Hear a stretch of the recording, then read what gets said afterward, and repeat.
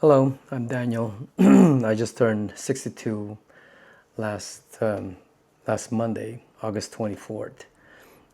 It's the 27th now, and I decided to start a daily channel to share my experience because being diabetic changed my life. So I want to share the real moment on what's going on with my life, the frustration, being afraid, the determination, the prayers I make each day for a better health. You know, I want to be with my wife. I want to live longer, stay healthy, get old with my wife. I want to see my boys get old and my grandkids grow. I want to see that. Something you look forward in life. This actually started March 3, 2024, so that was over 2 years ago. My daily routine is in the morning, I go to the bathroom, take a shower, go to work. At night, I go to the bathroom, take a shower, go to bed. Every day, that's my routine. So on March 3, 2024, something else happened. I wanted to share this with you. It's an important part of my life, how this started. That night, when I was in the bathroom, I thought I was having a diarrhea. Sorry to share that with you. I know it sounds gross, but usually when you have diarrhea, it goes fast. But this time, it was different. I was wondering, what did I eat? Why am I having diarrhea? And it was liquid, like watery. I mean, just nonstop for maybe 3 minutes. Like it just keeps going. And like I've never experienced this before. Until I was done, when I got up, I see nothing but red blood. So all this time, I thought it was diarrhea. It was like nothing comes out but blood. That was really scary. That never happened to me before. So when I went to the shower, I couldn't stand up. So I had to sit on the floor on the bathtub and take a shower. It's kind of weird. You're taking a shower. I mean, you're sitting down, soaping yourself, but sitting on the floor. Until I was done, when I got up, I was kind of like holding to make sure I don't fall, because I felt really dizzy, losing a lot of blood. So when I got up, tried to dry myself, I couldn't put on my shirt. I tried to put on my shirt, I couldn't, because I was so dizzy. I couldn't stay standing up. So I walked to the bedroom naked and told my wife, please help me put on my shirt, I'm really dizzy.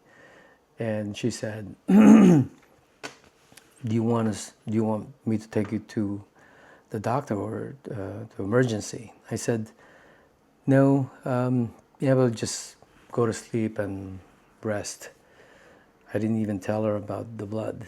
I guess I'm afraid to tell her, and I'm afraid to worry her when I should tell her, because when you're married, you have to share all the good things and the bad things. But somehow I couldn't. So went to bed in the middle of the night. This is another sign of being diabetic. When you're always thirsty, like the first thing in the morning, I drink water. It always have to be cold water. When I'm at work, nonstop, drinking cold water. Nothing but cold water, and then I want it really, really cold. So in the middle of the night, like usual, even in the middle of the night, I drink water. So I have to go to the bathroom to take a leak. And my wife woke up and asked me if I was okay. I said, I think so. So I walk to the bathroom, just a few steps. And I think I was fine. I was walking slow, taking it slow. And as soon as I stood there, I was just standing there. The shower room we have has it's a sliding door, and I was holding on the rail. I was holding on the rail while I was standing, and the only thing I remember, suddenly everything starts spinning, and before you know it, I guess what happened is I was holding onto the rail and I fell backwards. As soon as I fell backwards, the sliding door hit the wall like really loud. So my wife heard this big bang. She tried to call me to see what happened or what was the big noise. So she got up and she saw me laying on the floor, and I didn't even know. When she woke me up, I noticed I was laying on the carpet or the rug, bathroom rug, and didn't even know how to get there or how I got there, or how I ended up lying on the carpet or the rug. The funny thing is, as soon as I woke up, I just want to go back to bed. I just want to lie down and close my eyes because, I was still dizzy. So she tried to help me up. She couldn't really help me get up because she has bad shoulder. So she's trying to help me with one hand, but with the dead weight, still being dizzy, it was hard for her. So she was crying, saying, help me, help you get up, So I got up, I was like, holding on to her, and she was trying to hold me too. And just after a few steps, I collapsed again. But this time I was on my knees, like with my eyes closed, like, falling again on the floor. But she was holding me so I don't fall. And then I woke up again because she was trying to wake me up. This time she's crying because she's panicking on, she's never seen me like this before. Well, I never experienced that before. So as soon as I got up, she just pushed me on bed with my feet kind of like hanging because, she's afraid I might fall again and she won't be able to help me get up again. So she called her brother. This is midnight. She called her brother. Her brother answered the phone, Roger. And within a few minutes, they were here with his daughter, Blaze. And they rushed me to emergency at the Kaiser. And the first thing they did, of course, did the blood test. And the nurse told me, did you know that you're diabetic? I just didn't say anything. I kind of have a feeling I was, or I am. And she said a normal person who's not diabetic is about 90 something, less than 100. And she said, I'm 500, so that's really high. So, they gave me an IV because they said I was totally dehydrated. Again, I didn't even tell the nurse what really happened. I just told them I collapsed. I didn't tell them about the bleeding. So they did a lot of tests. I figured that, with the test that they did, they'll just find out, what's wrong with me. And then about 7 a.m., they said, okay, you can go home now, just rest. I'm like, oh, okay, I guess that was it. My wife didn't even know. So my brother-in-law took us home. The nurse also, or the doctor also gave us prescription, metformin. Never heard of metformin before, but they said it's for diabetes. We didn't have a chance to get it because I couldn't drive. They took us home, and I was thinking we'll just get it later or tomorrow. That afternoon, Roger and his daughter came back just to see how I was doing. I was just sitting on the sofa. I said, I'm good, and I really thank him for his help. And So my wife and her niece went to the drugstore to get my medicine, my prescription. But Roger stayed with me to make sure I'm okay. And then a few minutes later, I said, I have to go to the bathroom. And then I thought I was just going to go to the bathroom like a normal thing. And when I sat down, here we go again, the diarrhea of water. So I'm like, oh my God, please, Lord, don't let me faint again. And there's a lot again. There's more. I think more than the first time. The first time was a lot, and this time I think there's a lot more. So I was praying that I don't faint right there and then. So as soon as I was finished, I was wondering, can I even stand up? So I end up crawling, and I said, Roger, I can't get up. I was crawling out of the bathroom, and he tried to help me up. I was about 165 pounds at that time, and Roger was skinny. He's about 120 pounds. He's always been skinny. So he said, Brad, I can't, Brad, I can't carry you. And he said, is it okay if I lay you on the floor and call my wife? Because his wife, Nancy, is a nurse. And he was telling her what happened. And she said, the first thing she said, call 911 now. So he did ask for permission. He said, Daniel, I'm going to call 911, okay? And I just said, okay, it looks like this is it. So the paramedics got here in a few minutes. They were quick. And, and when my wife got home with my niece, they saw an ambulance in front of the building, in front of the apartment. And they see me lying on the floor and they're like working on me. They were asking me all these questions and I was wide awake. I was answering all the questions. My wife just couldn't talk. She was just shocked to see me on the floor with the paramedics working on me. She doesn't know what the future is after that. So they took me to the hospital, of course, emergency. And when we were there, of course, I was going to stay overnight.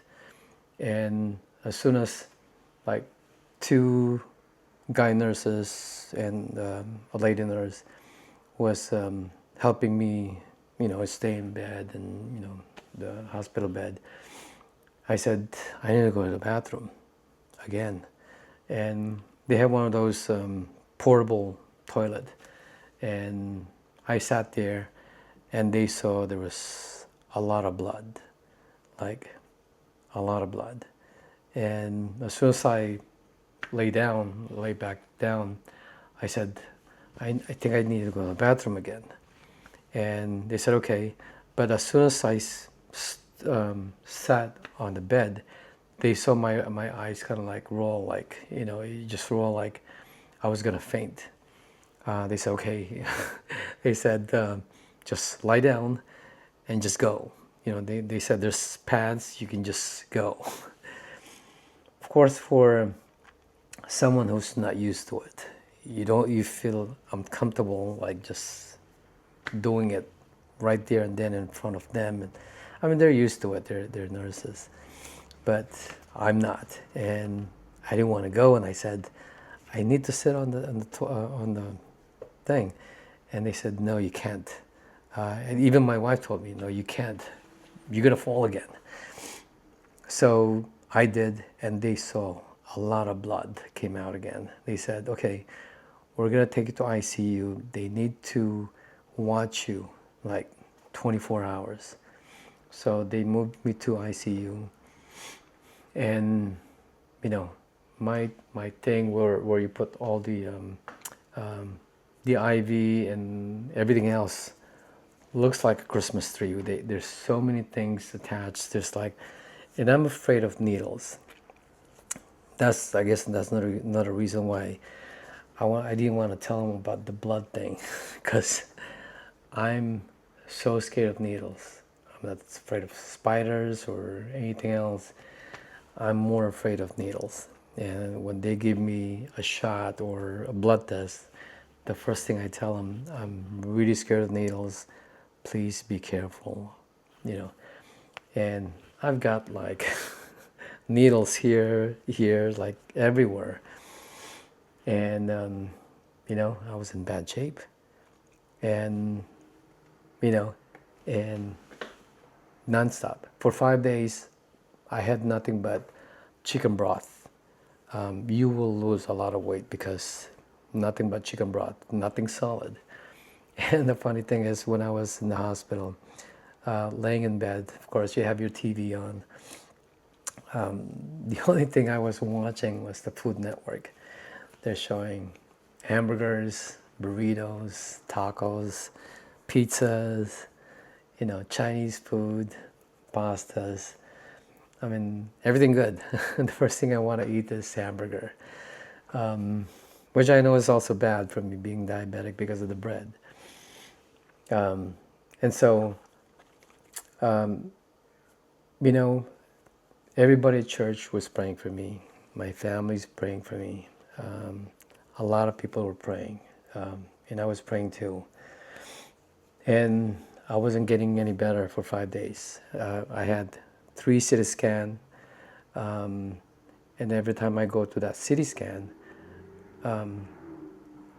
I guess because they said I had internal bleeding. That's why I was, blood coming out of me. And they said every time they put me in a CT scan, it closes up so they can't see where it's coming from. So I had colonoscopy just to see, where it is, and they couldn't find it. And then the next day they put a hole underneath my stomach, between my stomach and my legs, right leg, and put a camera through there to see if they can find anything, or if they do, they try to close it, but they couldn't find it. So on I think the 6th day, or the 5th day, no, the 6th day, the doctor said, well, there's only one thing we can do. But the first thing she said, but it's going to be risky. When I heard the word risky, it's like, what do you mean? And she said, what we can do, since we can't find where the hole is, or where the blood is coming from, or, where it's coming out, they said they can try to force me to bleed so they can see it. But the only risky part is if they force it, it might poke other part, which will make it worse. But they said they've done it many times, and they said if that happens, worst thing, they have a surgeon ready that's going to be there. If that happens, he can open me up and close everything. I'm like, I don't want to do that. And she said, that's the only choice we have. And, so of course we were praying. And then that night, right after the doctor told me that, the next time I went to the bathroom, also, because since I was losing a lot of blood, nothing but blood coming out, non-stop for 5 days. What they did is they gave me blood transfusion. They just keep giving me blood. I think between 11 to 12 bags. They said I was losing more blood than they can give me. So on the 6th day, I said I wanted to go to the bathroom, and this time it wasn't watery. It was a little solid, still soft, but a little solid, and it was still red. And my wife, of course, she looks, because nothing grows for her because we love each other. She only wants the best for me.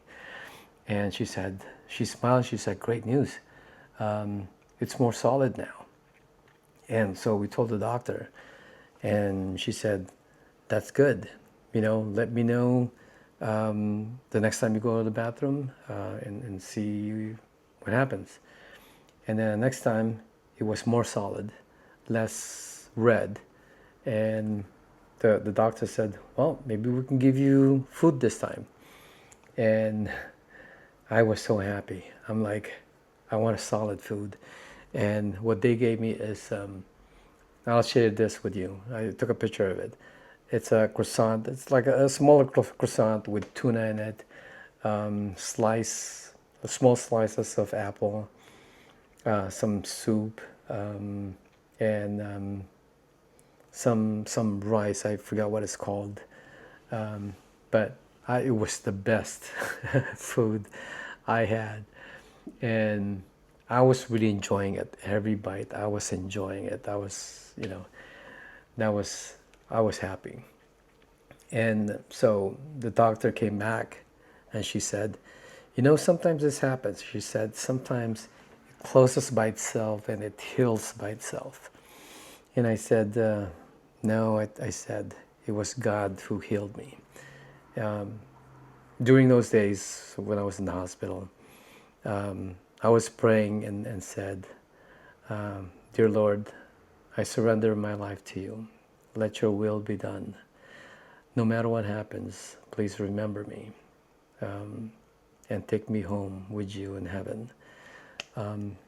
My faith was stronger than my health. My faith was never this strong as I wanted on a daily basis. Even when I was strong, I should be more thankful, and my faith should be strong. But it was stronger then because I was thinking it was towards the end. At the end, you always think of the beginning, but I really thought that was it because I wasn't improving. But I trust the Lord, and I told him I totally surrender my life. My life is in your hands. Whatever decision you want, decision you have, let it be. So then after that, the doctor said, you can go home. Just let us know if something else comes up, if this bleeding starts again. And she recommended I stay one more night. I said, no, I want to go home. She said, well, we want to kind of like observe you more just to be sure you're okay, that you can go home and you'll be okay. And I said, no, I want to go home. I don't want to spend one more night in the hospital. But there were a lot of good people, good nurses at the hospital that took care of me. That was good. But so when I got home, the doctor told me to stay 1 week just to rest. And I did, and then I was even afraid to eat whatever I can. Not only that too, when I was in the hospital and found out I was diabetic, I had great teeth, but then one of my front teeth started to fall. It kind of like moved downward. And I don't know if that's being diabetic or, I was really afraid why that was happening. Until I'll tell you the story later on about my teeth. It's better now, but I got it fixed. So I want to do a daily diary on how I'm doing, and I'm hoping that some of you guys can tell me if you're struggling the same way I am. If you have the same struggle, the same challenges that I'm having, maybe we can share something. Let me know on a comment. I hope you, respond back and let me know what you're going through. Maybe we can help each other out. I can do more research, but it's nice to know other people go through what I'm going through. not wishing that somebody goes through what I'm going through. I just want to talk to people, or someone respond to whatever you're going through. Maybe we can walk together side by side on this. But I promise to do a daily video. I used to do diary when I was young. Every day I write down everything. What I did that day, what I want to do, my thoughts, even my thoughts, I write it down on a notebook. It's not something that I read every day. I just write it down. I never even read it after that. I just want to record it. I don't know why, but I did.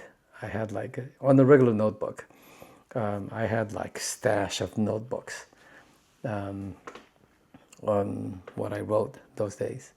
But I want to do the same thing every day, so I can share how I'm going through this. Okay, well, so that's it. Love you guys. Take care. Bye-bye.